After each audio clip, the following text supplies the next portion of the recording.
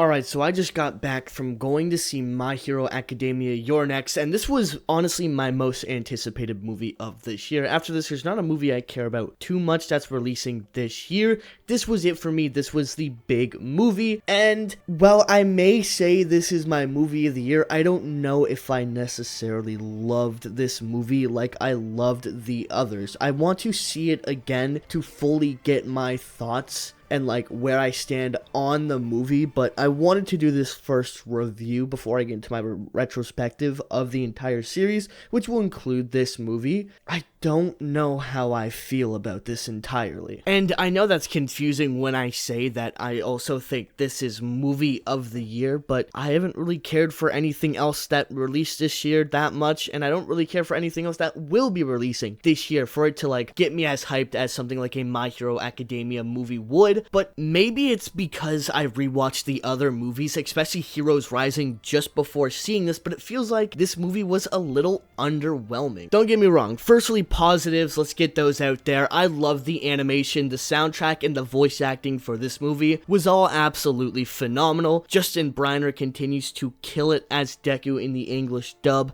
I love the English dub. I don't care what you guys say. The English dub for My Hero Academia is fantastic.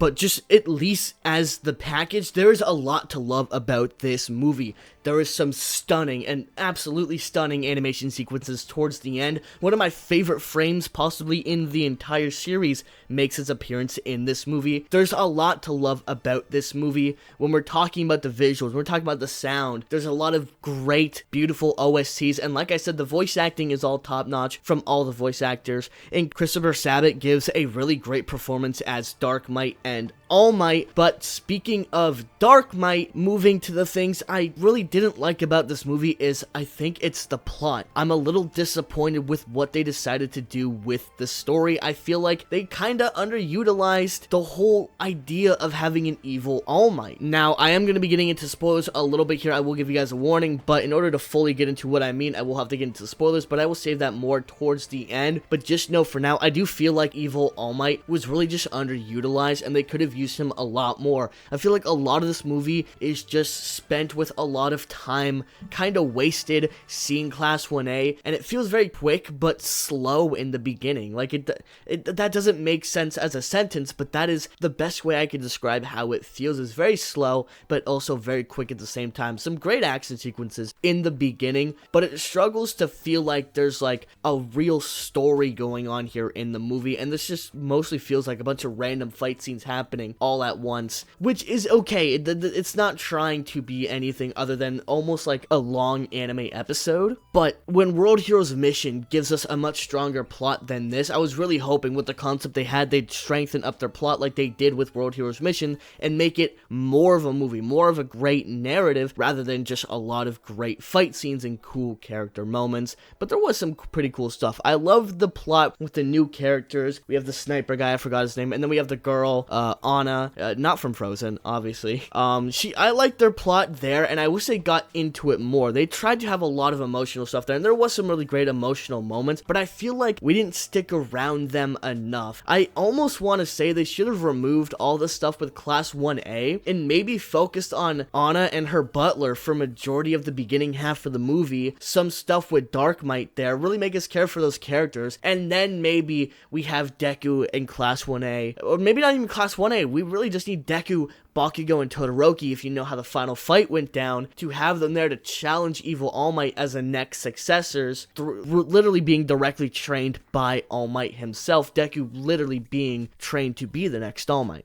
I feel like that just would have worked so much better than what we ended up getting. And again, what we ended up getting is great. I don't hate this movie. I love this movie. I give it 5 stars on my Letterboxd, but I'm just caught in the what this movie could have been, seeing how other movies like World Heroes Mission and Heroes Rising did some amazing things with a really great story and really showcased their characters great. It feels like this movie didn't want to fully showcase their movie original characters, which does suck because these might have been some of the best movie characters characters. Rhodey, for me, it's still the best movie original character, but Anna definitely had some potential there for a really emotional story, and she had one, but it could have been so much better if maybe we just focused on them and weren't so trigger happy to put all the fights in there, introduce all of Class 1A, slowed down the movie, really took our time to get to know these characters, get to learn about Evil All Might, get to know him, and maybe have a clash of ideals between Deku, Bakugo, and Todoroki and Dark Might. That would have been something a lot more fun and a lot more like enriching from the movie that we could have gotten. But I mean, the ending fight scene was still absolutely phenomenal. Justin Briner, like I said, definitely destroyed his vocal cords giving that smash in the movie. But to wrap it up here in the non-spoiler section, I did love this movie. I think the plot, for how lacking it was, it had a lot of potential. There was a lot of great moments, especially with the movie characters, and a lot of fun moments with Deku. Class 1A and the other heroes don't really do much. They could be honestly removed from this movie, and you could have just done more with the movie characters, like I said. So I don't really think Class 1A need to be here, and they didn't really do much in the movie. Come on, we all Deku, Bakugo, and Todoroki. We all know that. We all saw that in the trailers. We know that from World Heroes Mission. That's how it's going to be from now on with these movies. But for all the negatives I give it, it was a fun movie. I had a fun time. I definitely want to go see this again. I was so happy that my theater got the popcorn buckets and the cups and all that. We don't normally get all that stuff here in Canada, so to be able to get that stuff and to see it with a group of great people was a lot of fun.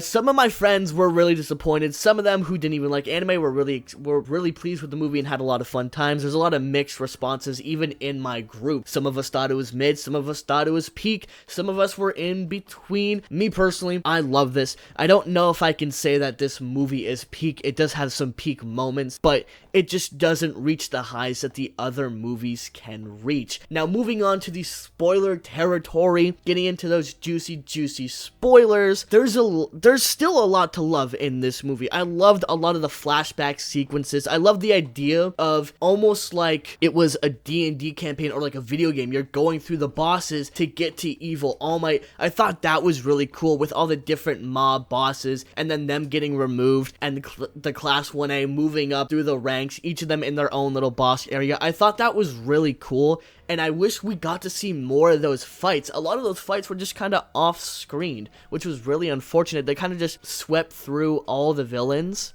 And maybe that's because they wasted a lot of their time in the beginning of the movie. Like, it's really hard to know exactly, like, because there's a lot of great stuff, but it feels like there's a lot of fluff and a lot of things that they didn't do that they should have done that seems like they wanted to do for some aspects in this movie. Like, in the final fight with Dark Might, when they're about to do their last two big attacks, the beautiful animation sequences that just went crazy. You Say Run returns. I loved it. Kind of a remix version too, but they have those flashbacks where they think about All Might and how they want to be heroes. I was like, man, if only they did a scene like they did with Fleck Turn and World's Heroes Mission, where Deku and him are having like a dialogue. They're going back and forth about Hero Society. That would have been so cool and made that last smash where they have those memories even a lot more. And I feel like you could have done that if, again, you removed all the fluff with Class 1A, focused on the movie characters, and focused on the villain and his relationship with Deku. I think that would have been a much better play for this movie, as well if there would have been a lot more emotional stakes in us wanting to rescue Anna as well, and not have to have the butler kill her, because they had a little bit of a thing going. Anna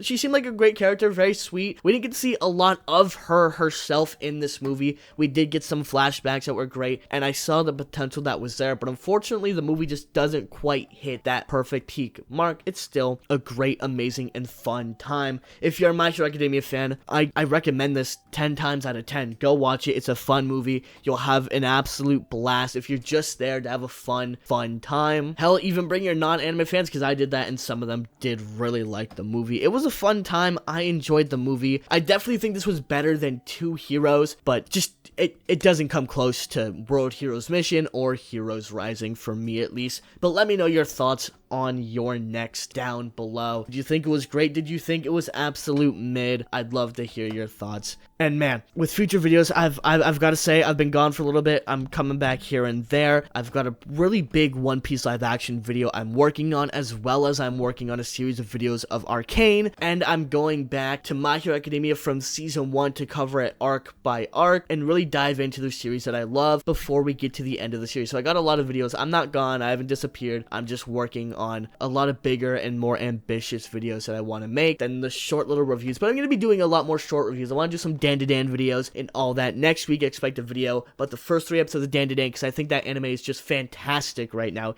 It's blowing me away. And I do have some spooky videos I want to get out there. There's some animes I've been wanting to talk about for years, such as Gaku Koreshi's School Live. Great anime. Highly recommend it. Another fantastic movie is I Am a Hero, based off the amazing manga. Highly recommend that as well if you're into zombies and horror. But that's where I've been. That's what I've been doing. Thank you guys to everyone who watched. Again, let me know your thoughts down below on Your Next, and be sure to hit that like and subscribe button. And until next time, don't cry because it's over. Smile because it happened.